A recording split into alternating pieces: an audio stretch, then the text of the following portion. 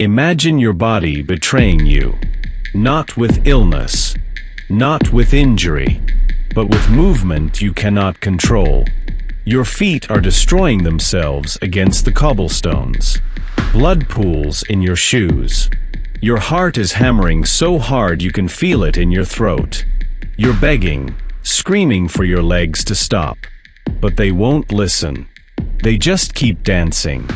And you're not alone. Hundreds of others are trapped in the same nightmare, spinning and writhing in the summer heat. Some are collapsing. Some aren't getting back up. This isn't fiction. In July 1518, in the city of Strasbourg, this horror became real. What started with one woman would consume an entire community. And what the authorities did to stop it would only make everything worse. This is the story of the dancing plague.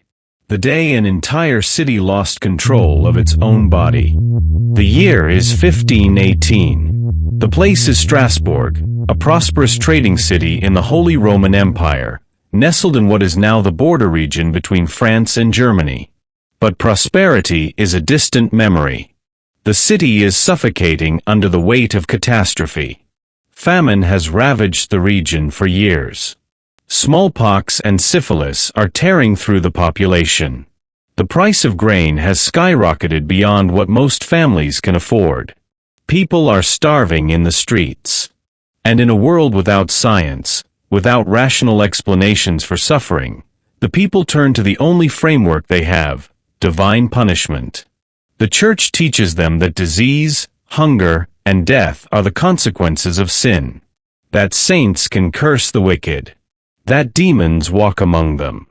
Every misfortune is a message from God, and the message is clear: they are being judged. In this atmosphere of fear and desperation, Strasbourg becomes a city on the edge. The people are exhausted, hungry, and terrified. Their minds are fracturing under the pressure. All it takes is one spark. It begins on a summer day in mid-July. A woman named Frau Troffea steps out of her home and into the narrow, sun-baked street. And she starts to dance. There's no music. No celebration.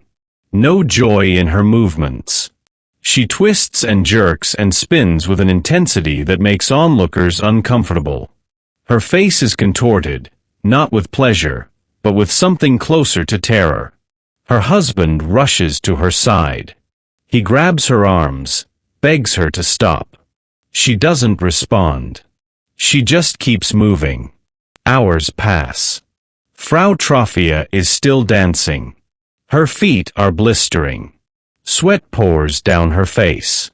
She collapses from exhaustion, her body finally giving out. But when she regains consciousness, she starts again. By the second day, a crowd has gathered to watch. Some whisper prayers. Others mutter about demons. Frau Troffea dances through the day and into the night, her movements growing more erratic, more desperate. And then, something impossible happens. Others join her. Within days, 30 people are dancing in the streets.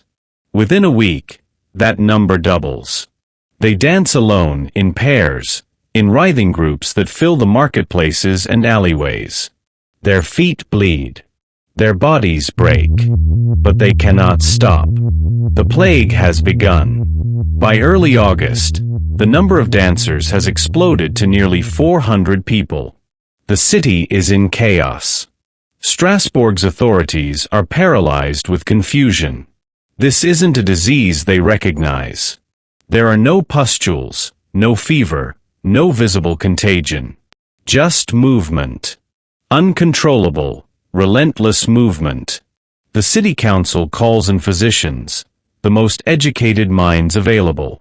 These doctors examine the dancers and consult their medical texts, searching for an explanation rooted in the science of the time. They rule out demonic possession. They rule out astrological influences. Instead, they arrive at a diagnosis: hot blood. According to medieval medicine, the human body is governed by 4 humors: blood, phlegm, black bile, and yellow bile. When these humors fall out of balance, illness results. The physicians believe the dancers are suffering from overheated blood, a condition that causes frenzied, involuntary movement. And here's where the story takes its most tragic turn. The cure, the doctors declare, is more dancing. The theory is simple. The afflicted must dance the sickness out of their systems. The heat must be expelled through motion and sweat. Only then will their blood cool and the compulsion cease.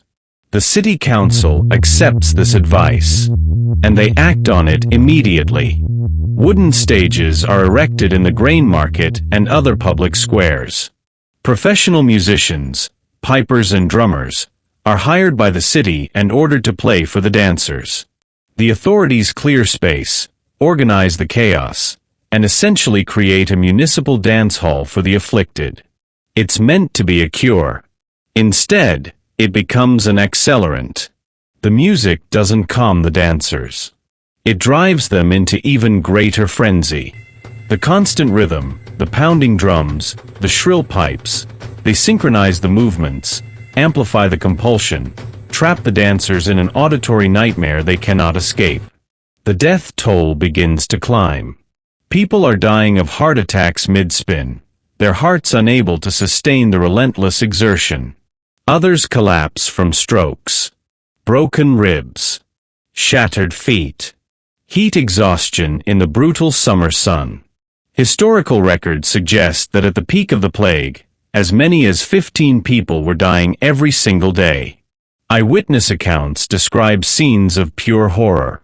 Dancers screaming for mercy as their bodies refuse to obey. Men and women colliding with each other, crashing to the ground, only to rise and continue. Blood-soaked feet leaving trails across the cobblestones. Some dancers report visions. They see Saint Vitus, the patron saint associated with dancing and epilepsy, glaring down at them in judgment.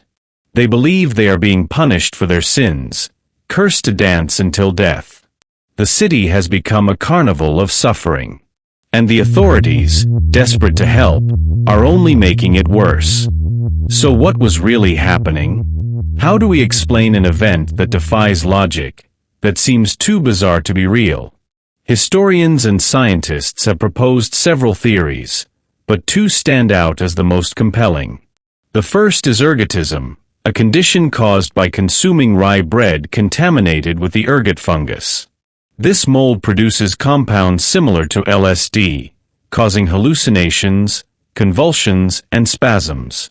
Ergotism was known in medieval Europe as St. Anthony's fire, and it could explain the uncontrollable movements and the terrifying visions. But there's a problem. Ergot poisoning typically causes muscle contractions and gangrene, not sustained, coordinated dancing. And there's no record of the widespread gangrene that would accompany a major ergot outbreak.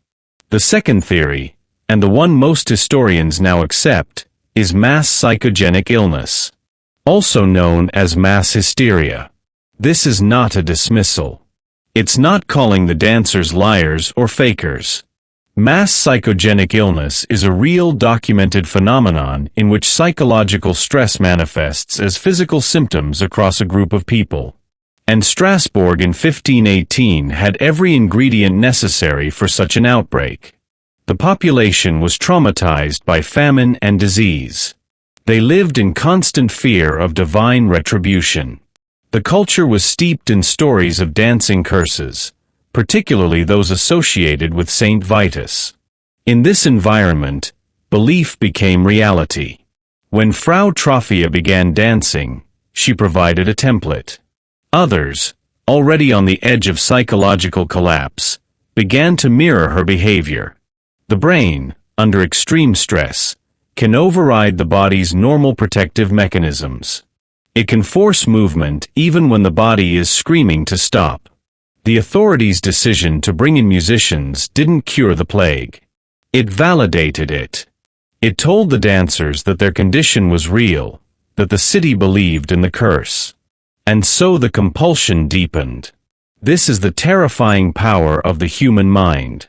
When an entire community believes in something strongly enough, The mind can bend the body to match that belief, even to the point of death. The plague finally ended in early September, nearly 2 months after it began. The dancers who survived were taken in carts to a mountaintop shrine dedicated to Saint Vitus. There, they were given red shoes and made offerings to the saint. Prayers were said. Rituals were performed.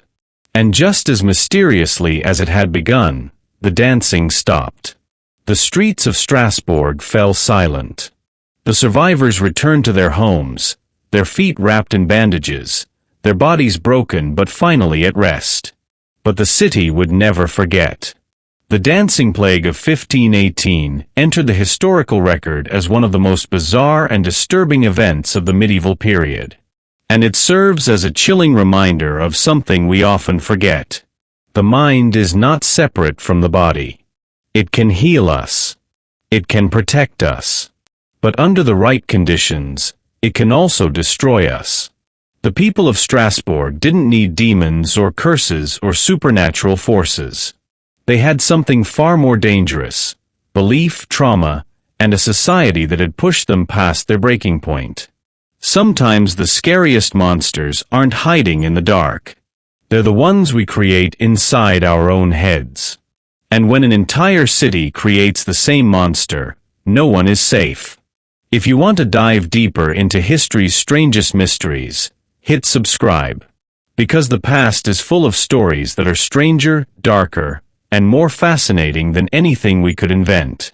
Until next time.